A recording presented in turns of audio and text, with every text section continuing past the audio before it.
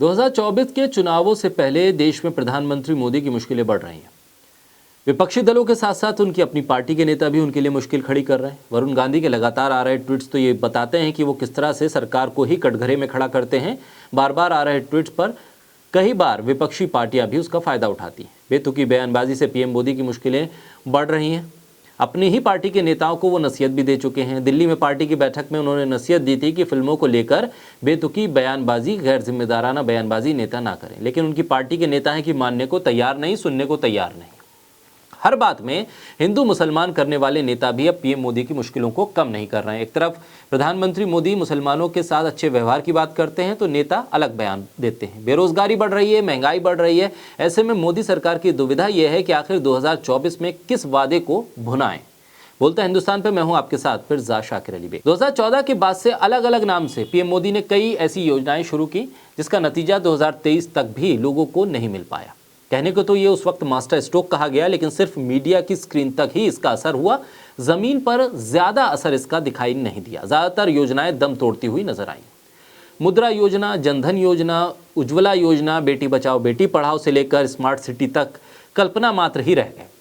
गरीब कल्याण योजना की बात करें तो जिस तरह से व्यापक पैमाने पर इसका प्रसार हुआ, नतीजा उतना बड़ा नहीं आया। लगभग 135 करोड़ के भारत में अगर 80 करोड़ से ज़्यादा लोग सरकार के जरिए मिलने वाले 5 किलो मुफ्त राशन पर ही अगर आश्रित हों तो फिर स्थिति बेहद हद तक आप समझ सकते हैं, स्पष्ट हो सकती है। ऐसे में गोदी मीडिया सरकार से सवाल नहीं कर रही है, सरकार से पूछ नहीं रही है कि आपने करा क्या।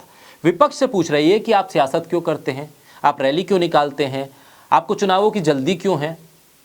दरअसल विश्व आर्थिक मंच दावोस में सजा था, वहां पर तेलंगाना के मंत्री केटीआर वहां पहुंचे थे और वो मीडिया से बातचीत कर रहे थे। ऐसे में गोदी मीडिया के एंकर्स को जो उन्होंने जवाब दिए उस पर तमाम जो एंकर थे वो चुप हो गए।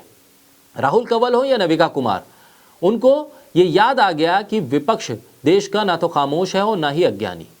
मीडिया से लेकर अंधविश्वास तक पर केटीआर ने तंज कसा। उन्होंने कहा कि जिस तरह से देश में होड़ लगी है, केटीआर ने कहा ये सबसे मुश्किल दौर है। आज के इस दौर में लोग लॉजिक से ज़्यादा मैजिक पे भरोसा कर रहे हैं। बाबा बागेश्वर को लेकर मीडिया की दौड़ तो आपने देखी है, उस अध्याय को आप जान चुके हैं, कई वीडियो में देख भी चुके हैं। गोदी मीडिया को लेकर केटीआर ने याद दिलाया कि भारत में सबसे ज़्यादा महंगाई है। सबसे ज़्यादा महंगा सिलेंडर दुनिया भर में अगर कहीं मिल रहा है तो वो भारत में मिल रहा है, लेकिन सब खामोश है, कोई बात नहीं है। एनएसएसओ का आंकड़ा बताता है कि सबसे ज़्यादा बेरोजगारी देश में है।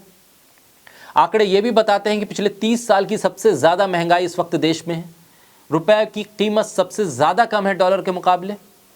गुजरात के मुख्यमंत्री रहते वर्तमान प्रधानमंत्री ने उस वक्त की केंद्र सरकार को करप्ट और अयोग्य करार दे दिया था, क्योंकि उस वक्त डॉलर के मुकाबले रुपया कमज़ोर हुआ था। लेकिन आज की स्थिति यह है कि आज रुपया सबसे ज़्यादा कमज़ोर है डॉलर के मुकाबले।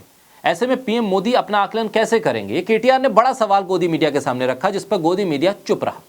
गोदी मीडिया को भी आईना दिखाया केटीआर ने और पीएम मोदी से सवाल भी किए। केटीआर ने पूछा कि पीएम मोदी के प्रधानमंत्री बनने से पहले 14 प्रधानमंत्री इस देश में हुए, यानी कि आज़ादी से लेकर 2014 तक का अगर हम ग्राफ देखें तो 55 लाख करोड़ रुपए का कर्ज था देश पे, जो 2014 से लेकर अब तक 155 लाख करोड़ हो गया। यानी कि पीएम मोदी के आने के बाद से 100 लाख करोड़ रुपए कर्जा बढ़ा है।